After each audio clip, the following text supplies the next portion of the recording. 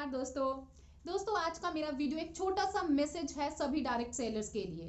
तो इस वीडियो के थ्रू मैं एक बहुत ही सीरियस मुद्दे पे बात करने जा रही हूँ। पिछले कुछ दिनों से न्यूज में सुनने में आ रहा है कि तेलंगाना पुलिस ने एक एमएलएम कंपनी जिसका नाम है इंडस विवा हेल्थ साइंसेज उसके ऊपर कानूनी कार्यवाही की है। जी हाँ, अगर हम न्यूज की बात करें तो एक पर्सन जिन्होंने इंडस विवा के अगेंस्ट कंप्लेन दर्ज करवाई है कि कंपनी ने उन्हें कुछ फेक प्रोमिसेस किए। इसी के चलते पुलिस ने कंपनी पे डायरेक्ट एक्शन लिया और कंपनी के टॉप मैनेजमेंट के लोगों को अरेस्ट किया और कंपनी के अकाउंट को फ्रीज कर दिया। जी हाँ दोस्तों, मेरा ये वीडियो बनाने का मकसद पुलिस के कामों में रुकावट डालना या उनके कामों पे डाउट करना नहीं है, बल्कि मैं इस वीडियो के थ्रू ये बताने वाली हूँ कि क्या सही है क्या गलत है। तो चलिए हम बात करते हैं। तो सबसे पहले मैं इंडस विवा का बैकग्राउंड जो है वो मैं आपको बता दूं। तो इंडस विवा कंपनी की अगर हम बात करें, ये इंडियन कंपनी है। 2014 में ये रन हुई और प्रोडक्ट बेस्ड कंपनी है। हाइब्रिड प्लान है इसका। तो इसके जो प्रोडक्ट हैं वो आयुष मंत्रालय द्वारा सर्टिफाइड है। इंडस विवा हेल्थ साइंसेज पहली ऐसी इंडियन डायरेक्ट सेलिंग कंपनी है जो यूएस में रन कर रही है। जी हाँ, यूएस में इसके प्रोडक्ट यूज हो रहे हैं और यूएस गवर्नमेंट ने इंडस विवा हेल्थ साइंसेज को लीगलाइज्ड किया है यूएस में। तो दोस्तों ऐसे में ये कहना कि इंडस विवा एक फ्रॉड कंपनी है तो ये बहुत ही हंसी वाली बात होगी, है ना। लेकिन फिर भी मैं आपको बता रही हूँ कि मेरा वीडियो बनाने का मकसद किसी पुलिस या किसी को क्रिटिसाइज करना नहीं है, बल्कि हम ये जानने की कोशिश कर रहे हैं कि कौन से ऐसे रीजन हैं जो सिर्फ इंडस विवा को नहीं बल्कि पूरी एमएलएम इंडस्ट्री को नुकसान पहुंचा रहे हैं। तो मैंने बात की इंडस विवा हेल्थ साइंसेज की, जो इंडियन कंपनी है। यूएस में तो ये रन कर ही रही है, उसी के साथ ये और भी देशों में जैसे नेपाल में, श्रीलंका में, रिसेंटली ये बांग्लादेश में लॉन्च हुई। तो इसका फ्यूचर और भी बहुत ब्राइट होने वाला है, बहुत ब्राइट होने वाला है। तो दोस्तों हम बात करें इंडस विवा की, तो आज जो इंडस विवा के साथ हुआ है ये सिर्फ एक इंडस विवा कंपनी की बात नहीं है, ये पूरी एमएलएम इंडस्ट्री की बात है। आज जो इंडस विवा के साथ हुआ है कल को कोई और कंपनी भी हो सकती है। ऐसा क्यों हो रहा है दोस्तों, क्यों हो रहा है, क्या आपने कभी जाना? तो चलिए हम बात करते हैं कुछ ऐसे रीजन की जो इस इंडस्ट्री को नुकसान पहुंचा रहे हैं। जी हाँ, तो सबसे पहले मैं बात करूं गवर्नमेंट की। तो 2016 में गवर्नमेंट ने एमएलएम इंडस्ट्रीज के ऊपर प्रॉपर गाइडलाइन बनाई, यानी कि 2016 में फर्स्ट टाइम एमएलएम इंडस्ट्री को मान्यता मिली। लेकिन अब वो टाइम है कि हमें सिर्फ गाइडलाइन की जरूरत नहीं है, हमें जरूरत है एक प्रॉपर ऑर्गेनाइजेशन की।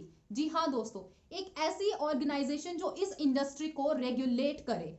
जैसे आरबीआई है बैंक्स के लिए, सेबी है शेयर मार्केट के लिए, वैसे ही एक प्रॉपर ऑर्गेनाइजेशन जो इस इंडस्ट्री को रेगुलेट करे उसकी जरूरत है। तो इसके लिए हम सभी डायरेक्ट सेलर्स को इकट्ठा होना पड़ेगा, हमें इसकी डिमांड करनी पड़ेगी। अब आप सोच रहे होंगे कि एक ऑर्गेनाइजेशन की क्या जरूरत है।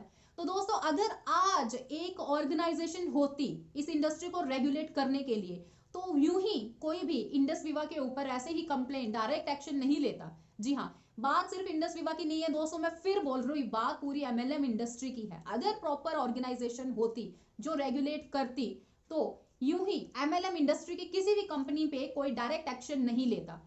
अब आप सोच रहे होंगे कि डायरेक्ट एक्शन लेने का क्या नुकसान हो सकता है कंपनी को। तो अगर हम इंडस विवा की बात करें तो कितने सारे लोग हैं जो इंडस विवा से जुड़े हुए हैं। जी हाँ, इतने लोगों का इनकम सोर्स जो है वो इंडस विवा कंपनी है। ऐसे में जब इसके ऊपर डायरेक्ट एक्शन लिया है तो उन लोगों का क्या होगा जिनका इनकम सोर्स जो है वो सिर्फ और सिर्फ इंडस विवा है। तो अगर एक प्रॉपर ऑर्गेनाइजेशन होती तो क्या होता, प्रॉपर ऑर्गेनाइजेशन होती तो वो देखती कि किसकी गलती है। अगर कंपनी की गलती है वो डील करती, अगर कंपनी की गलती है तो वो कंपनी को बंद करवा देती। तो अगर उस पर्सन की गलती है तो वो क्या करते कि उस पर्सन या किसी डिस्ट्रीब्यूटर की गलती है तो उसकी आईडी बंद करवा देती ताकि वो फ्यूचर में कोई बिजनेस ही ना करे। तो ये रोल है ऑर्गेनाइजेशन का जो बहुत ही जरूरी है। ये था फर्स्ट मेन रीजन जो पूरी एमएलएम इंडस्ट्री की ग्रोथ में ऑब्स्टेकल्स बन सकता है। जी, और अब हम दूसरे बड़े मेन रीजन की बात करें तो वो है एकता, जो बहुत जरूरी है और ऐसा नहीं है। एक राइट जो डायरेक्ट सेलर है वो वही होता है जो मुश्किल के टाइम भी दूसरे डायरेक्ट सेलर की हेल्प करे। उसे सपोर्ट करे, उसे मोटिवेट करे, कि उसे कमजोर बनाए, ये कह के कि तुम्हारी कंपनी के साथ तो ऐसा होना ही था, मैं पहले ही बोल रहा था मेरी कंपनी में आ जाओ, एक राइट प्लेटफॉर्म में आ जाओ, बट तुमने तो माननी नहीं है। ऐसा बिल्कुल भी मत कीजिए, ये बहुत ही गलत है एक डायरेक्ट सेलर के लिए। क्योंकि अगर आपको सक्सेसफुल होना है ना, तो आप में यही एक चीज होनी चाहिए कि दूसरों की हेल्प करनी। जब आप दूसरों की हेल्प करोगे ना, आप खुद ब खुद ग्रो करोगे, आपको पता भी नहीं चलेगा। तो ये टाइम है दूसरों को मोटिवेट करने का, हेल्प करने का। मैं इस पे ज्यादा टाइम ना लेते हुए एक छोटी सी एग्जांपल देना चाहूंगी। क्या है, एक घर है, उसमें एक रूम में आग लगी है, लेकिन दूसरे रूम में रहने वाले लोग जो हैं, उनको उनको कोई फर्क नहीं पड़ रहा है। हाँ, उन्हें फर्क पड़ रहा है तो इस चीज से कि उस रूम में इंपॉर्टेंट सामान है, ज्वेलरी है, पैसा है, तो हम वो ले लेते हैं। ठीक है, तो वो क्या करते हैं, कुछ भी करके, कैसे भी करके वो वहां से सामान निकालने की कोशिश करते हैं।